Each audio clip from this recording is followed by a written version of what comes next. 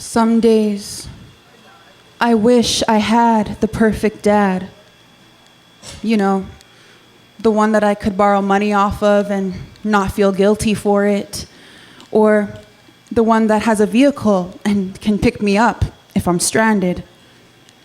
The one that always had the same cell phone number and would answer his phone whenever I call. The one that I could depend on to attend any important shows that I perform at. Throughout my life, I wish my dad was a better dad. I wish he could support me and my siblings the way that most fathers could. But he's not perfect. He is surviving. Intergenerational trauma is a real thing. I didn't want to post anything for Father's Day because at first, I didn't want anyone to know the truth. But I realize now that we are all healing from the effects of colonialism. My dad is an alcoholic. And despite our family's tough love, with my dad, he has taught me so much about life, especially what to do and what not to do. But before he went off and took a little detour on his warpath, my dad was everything I wanted to be. I always wanted to make him proud. He could spit fire, sing, was a youth mentor, a Métis dance champion, instructor and facilitator, a model, an actor. He even went to Mexico to lead youth in volunteer work. Like, man, he has always had a promising future. I always wanted to make him proud. But now I understand. The life of a warrior is a very hard level to pass because it only gets harder with each step we choose to take. The mental, emotional, physical, and spiritual anguish that we carry with us only gets heavier with each stride, especially without the proper support.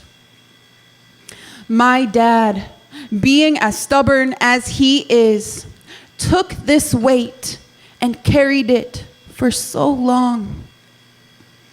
I know now that finding support doesn't mean that I am weak. It means I am still only human and that I need help too. Life is so humbling in this way. Yet it was hard watching him roller coaster his way in and out of my life. But a warrior must do what a warrior must do to help the people, to help understand what exactly it is our people struggle with in this darkness, what our families have to endure, what we have to face as contemporary Indigenous people. I always wanted to make him proud, and now I understand. I understand that I have always subconsciously known my purpose, as I have always looked up to him and wanted him to be proud because I could also do what he can. I have this gift too. So, I have chosen to take up his post. Where he left off as a youth leader is where I will continue. Though as much as I should be afraid, I know better. The unknown is not meant to be feared. It is meant to be embraced. He has shown me how far a warrior is willing to go through the darkness. And this has prepared me for what could potentially happen. if I were to explore my darkness with and without wielding my light.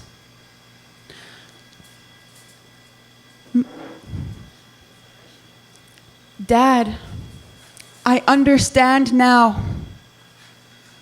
We are warriors. And as warriors, we must constantly remind ourselves that we are worthy of good things, good relationships, a good cry, or even a good laugh. That part is hard. Ego can be the biggest asshole, but my higher self, my inner warrior, she knows my worth.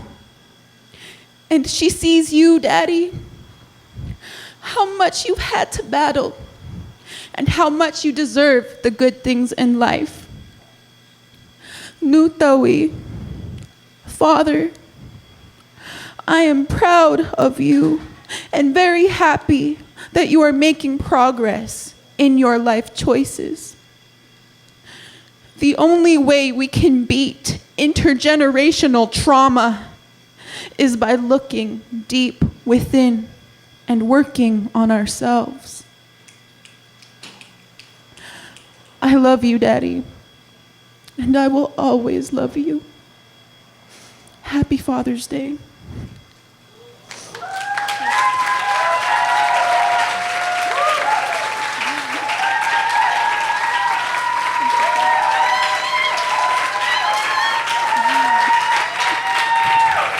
Thank you. Thank you so much.